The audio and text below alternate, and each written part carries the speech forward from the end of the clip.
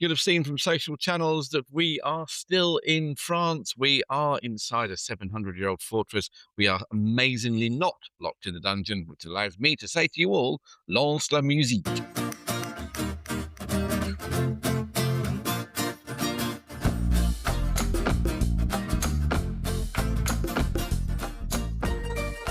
So, Matt, we're in Carcassonne, a magnificent fortress from 700 years ago. Down on the Canal de Midi still, one of UNESCO's natural World Heritage Sites. Not natural, it was built. It was built. Oh, yeah, very unnatural World Heritage Site. Amazing place to come and visit. We'll tell you about the food and some of the drinks we've had while we're here. But what are we drinking today? We are drinking from the Brasseurs de la Cité, and it's Ciutat beer, and we're drinking the Pils version, and of the 7 different versions that there are. So before you start, we've spent a long time getting the pronunciation right. And again, we're still in France, not in the podcast studios. If you hear frogs ribbiting, seagulls squawking, or motorcycles going by, there's very little we can do apart from trying to edit them all out. And then we sound really, really bland, like a lot of the French beer we've been drinking. So it's spelt, Ciutat is spelled C-I-U-T-A-T. So we've been calling it Ciutat for the last 4 days, but it's Ciutat. So we're drinking which one? The Pils. The Pils, which is a 4.5%, comes in a beautiful yellow labelled bottle showing the towers of Carcassonne along with the walls, and it's 330 mils. Let's give it a go.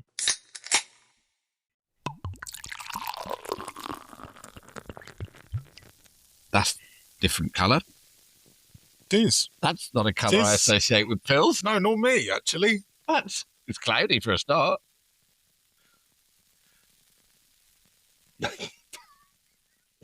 I'm a bit concerned about the colour. Flabbergasted by it. The colour is, you normally expect a Pils to be sort of a golden, clear, honey colour, absolutely. Clear crystal zinc.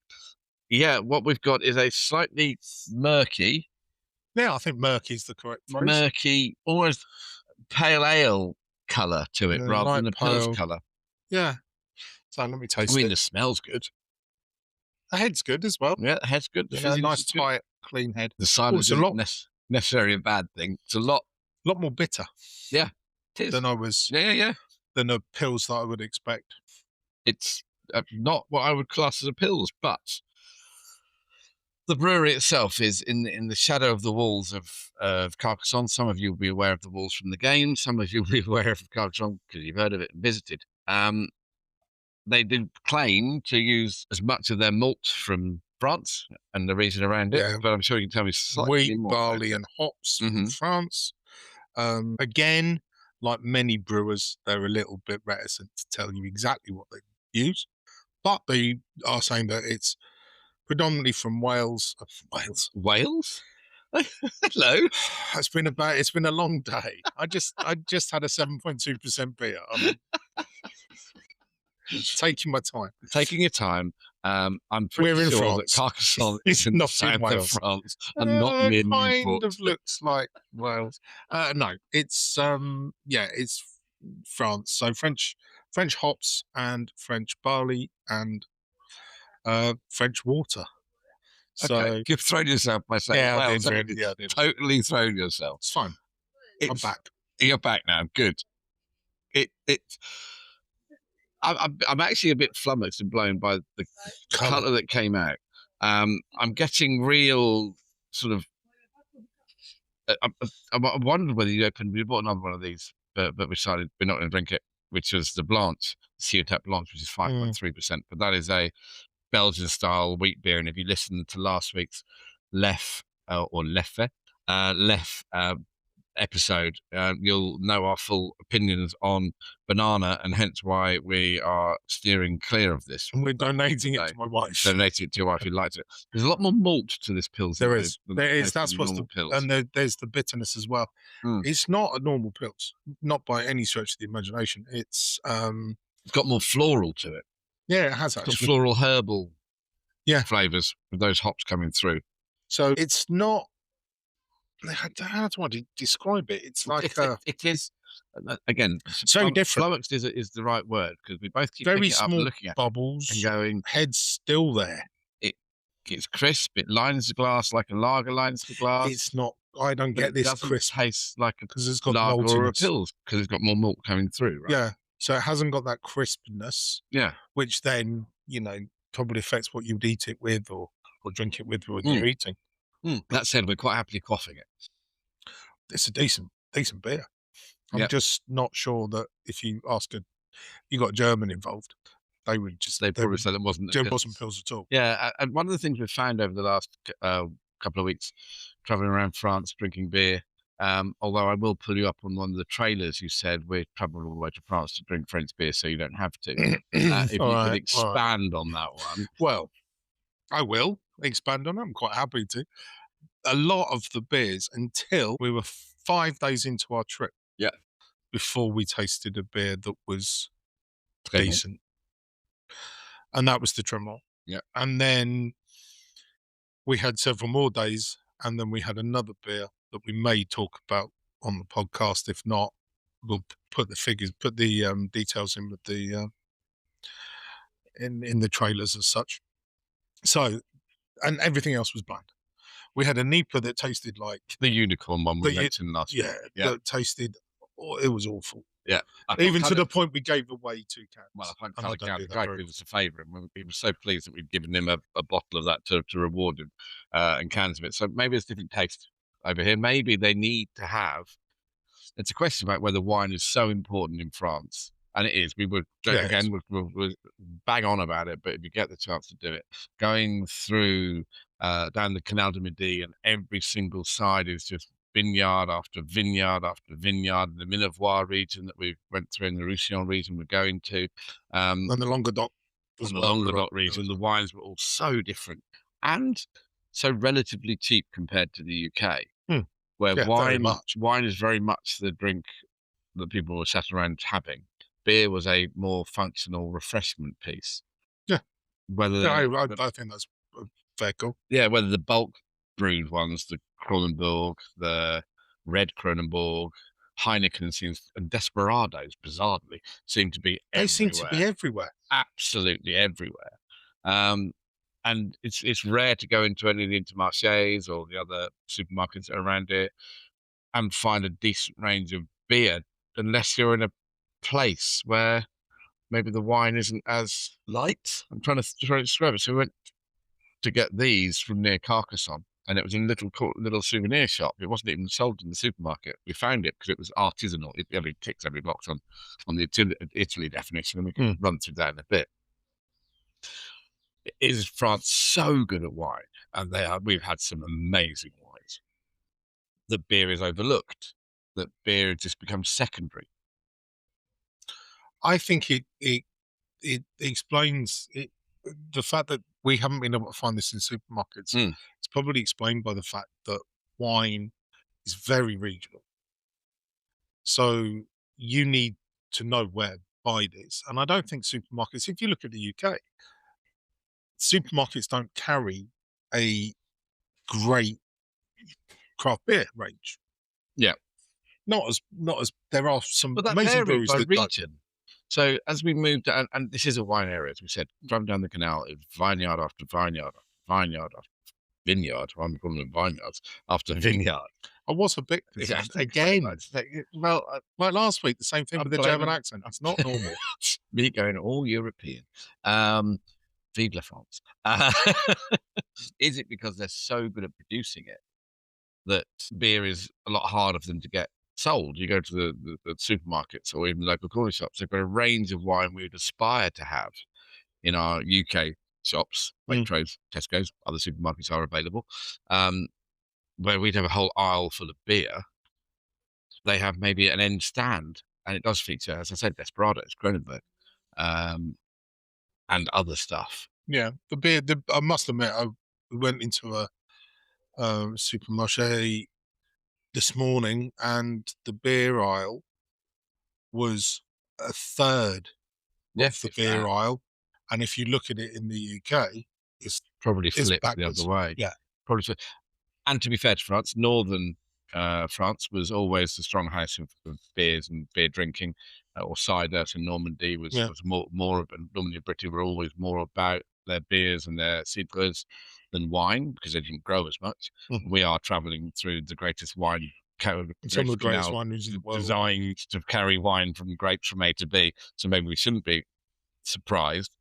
Something that fascinated me before we came away, and we always surprise people by doing some research before we come out here, is the fact that in the 1980s there were only a few hundred breweries in France in total. And because the younger generation has grown up seeing films and programs, anglicized, Americanized programs where wine doesn't feature, there are now 2,500 breweries in France, and they're all trying to replicate flavors or tastes or concepts that younger people have grown up seeing. They may have seen their parents drink wine, but they've gone on the TV to see Americans with great big liters of beer or whatever on the TV. And it's the fastest growing part of the beverage market in France. It still stomachs me why they've got Desperados in every bloody shelf. No. But again, for me, that is, I like to see it, but is it a small bubble? Is that going to carry on? Is that, is it going to, are these breweries going to carry on? Because we've drunk this week some awful beers. Yes. Truly unpleasant.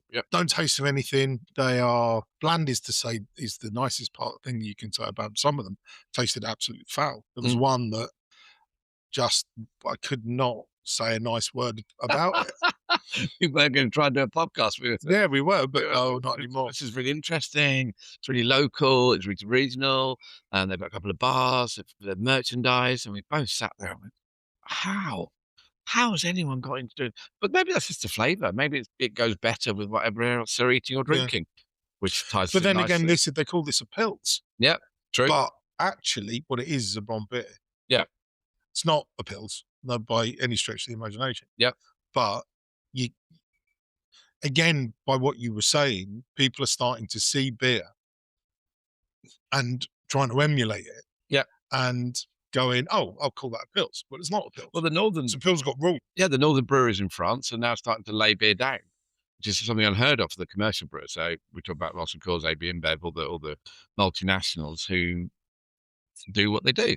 But the northern breweries, or the Edgar, they now lay them down like they would do wine. So they continue, which is why, again, when we've looked around supermarkets, look at some of the French beers that are available, they're 8%, they're 9%. And we're going, that's fine.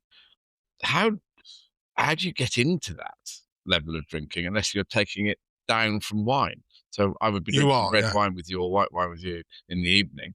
Actually, I want a slightly longer drink with slightly less alcohol, and different flavors go with different things. Let me I try that. I don't know if that's how it's working.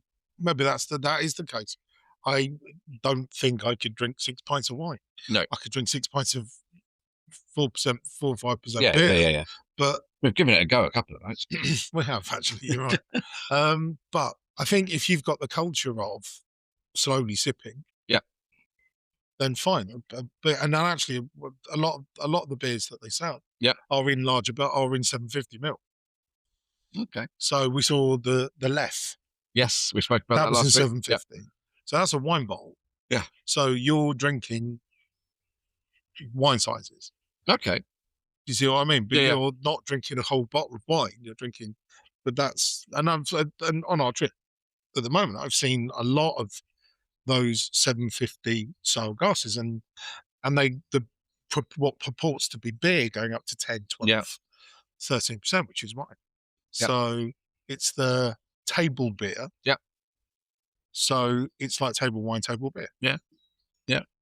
We went to Carcassonne, where we discovered this in a souvenir shop, and spent a fantastic day wandering around the cobbled streets. Matt, you'd been there before. I'd never been there before. I'd played the game and was slightly hooked on it, visiting, and it really was stunning architecture. Such a friendly place to be.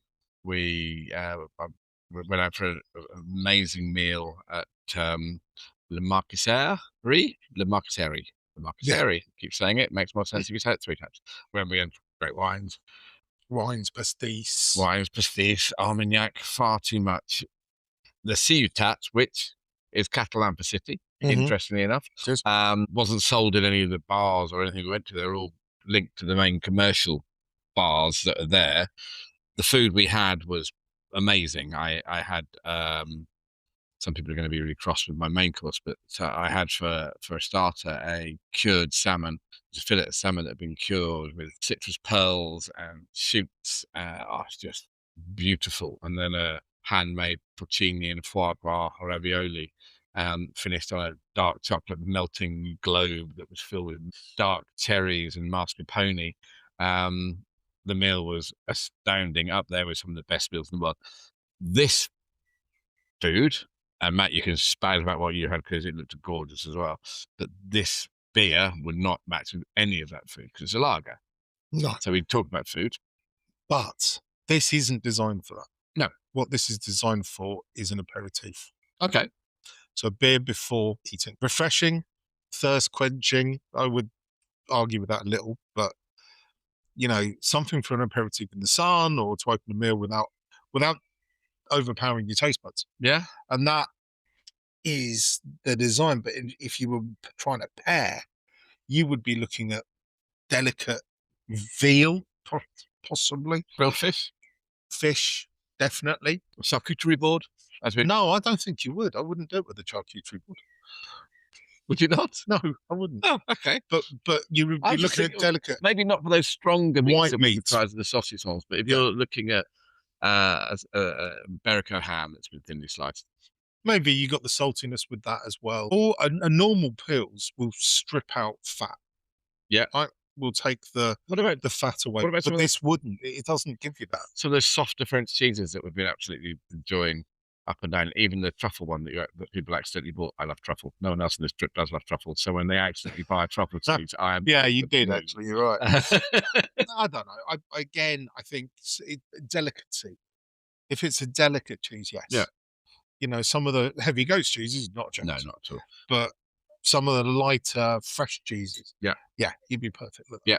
And think about who would enjoy this. If you're currently sitting at home and your regular is a Madry or it's a Stella or it's a San Miguel, I think you'd be pleasantly surprised if you tried this. I do as well, actually. I think you go, wow, there's flavour to that. It's something for a bit more flavour. Obviously, for us, sat in 28 degrees centigrade sunshine on the boat, it's perfect for this situation. As long as you don't have too many of them will fall overboard. Certainly after the one I had earlier, the amber beer that I had earlier. Yeah, it's certainly, I think, what most people would want from a lager, and we're not most people. Give us feedback. We've got social channels on Beer Tasting 123 for Matt, and on Beer Together 123 for the two of us together. Please tell us what you think of these drinks once you've downloaded and listened to the podcast, because otherwise you wouldn't know what you're talking about. You're messaging us. I think this is what most people think they want from a lager. It's clean, it's refreshing, it's really easy drinking. And the fact that we've necked our bottles already means we're going to have to survive on vapors for the rest of the episode. But it's brewed on a much smaller scale. These people know what they're doing. Yeah, but I wouldn't call it a Pils. No. I get that. That's the error, in my opinion. Doesn't make it a bad beer. It's a good beer. It's a nice beer. It's light. It's easy to drink. Yep. The ABV is 4.5, isn't it? 4.2? 4.5. 4.5.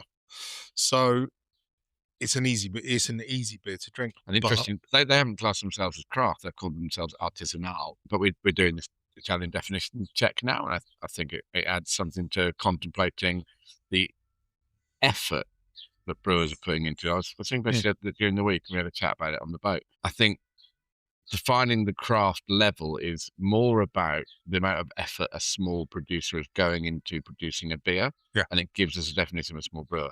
So independent brewery, absolutely. Tiny brewery, can't remember when you said it was founded, 2014, something like that, I think you said. Yeah, I think. Production below 200,000 hectolitres. I'll be amazed if they do 1 hectoliter. It's not everywhere. You will have to hunt this out. Yeah.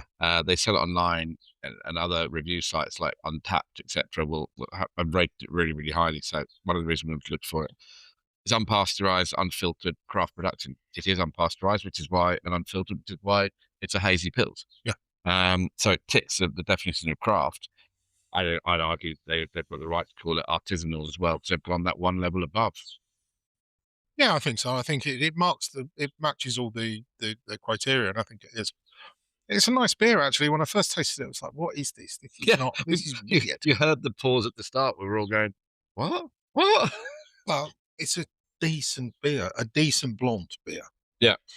But not the Pils. And I don't like people playing fast and loose with the words. No, you don't. That's very true. You know. Okay, so we talked about food. We've talked about the brewery a little. We've talked a little bit about Carcassonne. And we found a great bar just outside the city of Carcassonne. Really quirky. Really, really quirky bar. Oh, yeah, if you get a chance, go. It's an amazing little bar. Yeah, just at the top of the hill, and there in the air. You come out of the castle, you walk up straight up the hill. It's on the left. It looks like a derelict pizza restaurant, but you go through, and at the back of it, you've got this stunning view over the city of Carcassonne. And so the sun comes down. And sun going down over the back. Oh, it's just brilliant. I'd have loved to have one of these up there. We didn't. We had some blonde beer again.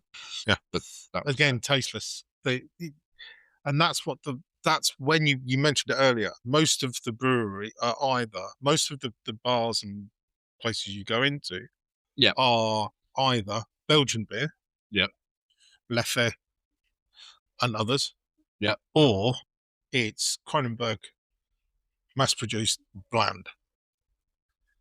And Kronenberg 1664 is I never thought it was as bland, but it is. It's just a bland beer. Is it different for the UK market to the French market? Because I don't. Kronenberg in I've the UK not had Kronenberg in the UK for a long time. It's strong. It's full flavoured, whereas over here it's not. No, and the 25 or 25 centilitre bottles, kind of. I think they lull you in a false sense of security. Yeah, but no, I don't know. I don't know. Maybe it is. As I said, I haven't drunk Kronenberg for a long time. I'm never going to drink Kronenberg Red again because that is awful. I always thought I liked it. I suppose coming over here as a 14-year-old on French exchange. Well, yes, to be fair. You had Kronenberg Red and thought you were king of the world. Yeah. And then realised that at that time they never had drinking age rules. No. So you could buy a beer at 14 years old when you thought you were getting away with it. But where was I?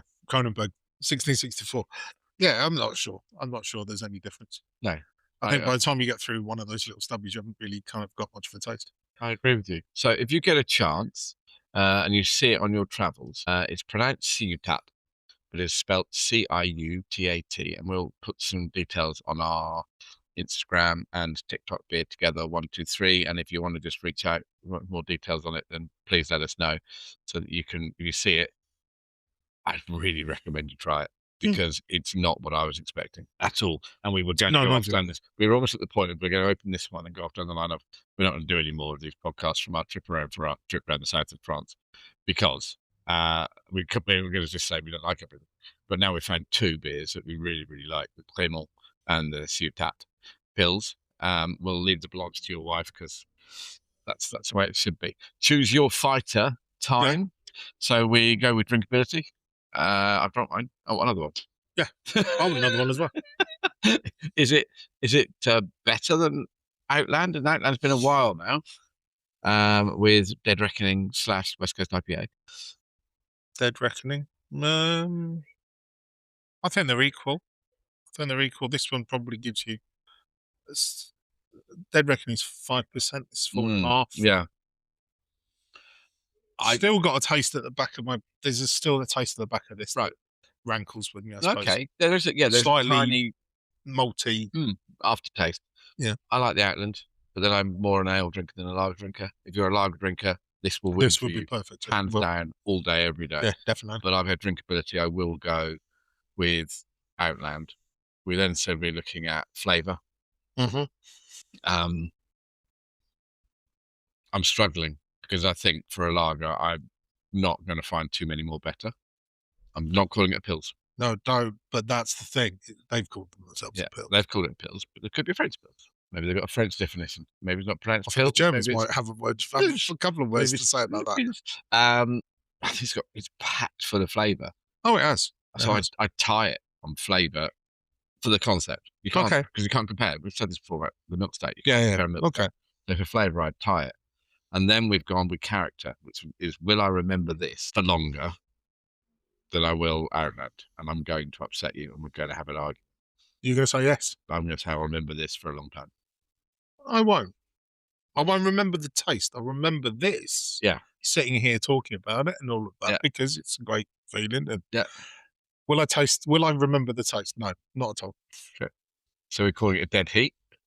No, we're calling it a dead heat. Yeah, when it stays on. When it stays on, unfortunately, Ciutat, you were so close. Which, from the experience I've had over the last time we've been in France, I don't even know what day of the week it is anymore. Time I've had in France, you deserve a crown, you deserve a medal, you deserve something, because you're exceptional, in my opinion. And we'll share the links, as I say, on our socials. So make sure that you follow along so you can keep up to speed with everything else. Keeping up to speed with everything else means we've got to stop and let you crack on with the rest of your day. That means we're coming to an end. So he is Elton. And he is Matt. And we are Beer Together. We'll see you real soon.